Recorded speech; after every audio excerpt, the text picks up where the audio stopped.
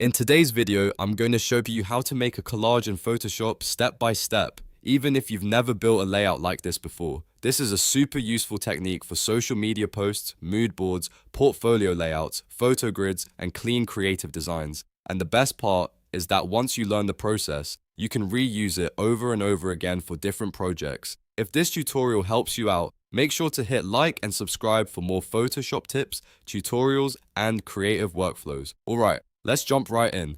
The first thing you want to do is create a large square canvas. From the Photoshop start screen, click New File.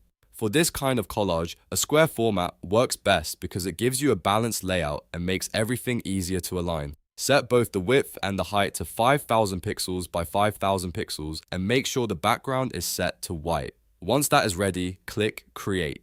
Now that your blank document is open, the next step is to establish your grid guides. This is what will help you build a perfectly aligned collage without guessing where each photo should go.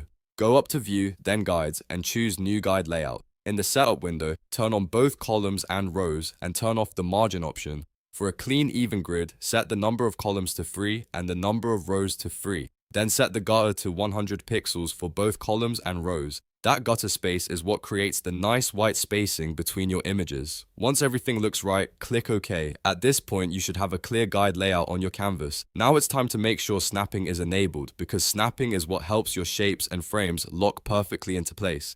Go to View and check that Snap has a check mark next to it. Then go to View, Snap to, and make sure Guides is enabled. This is a very important step because it keeps everything aligned and saves you from having to manually adjust every single frame. Now select the rectangular frame tool from the toolbar. If you need the shortcut, press K. This tool is especially useful because it lets you define where each image will live before you even drop in the photos. Once the tool is selected, move your cursor to one of the grid corners, click and drag outward and let it snap exactly to the guide edges before releasing your mouse.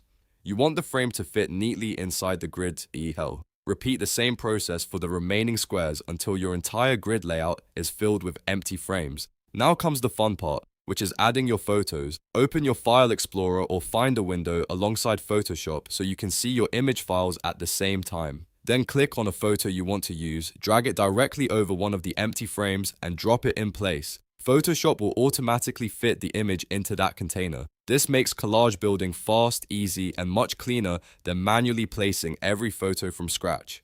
Keep repeating this process until all of your frames have images inside them. If one of the photos doesn't look perfectly placed, don't worry, because you can adjust the positioning inside the frame without changing the overall structure of the collage. Go to your Layers panel and click on the photo thumbnail itself, not the frame thumbnail, then activate the Move tool by pressing V. After that, click and drag on the canvas to reposition the image within its frame. If needed, you can also resize it slightly until the crop looks just right. This is the part where you fine-tune the visual balance of the collage and make sure each photo feels intentional. Once you're happy with the arrangement, the next step is to clear the guides so you can see the final design cleanly. Go to View, then Guides, and click Clear Guides. That will remove the guidelines from view so your collage looks polished and ready to export or continue editing. If you want to add a clean outer border around the entire collage, there is one more simple step.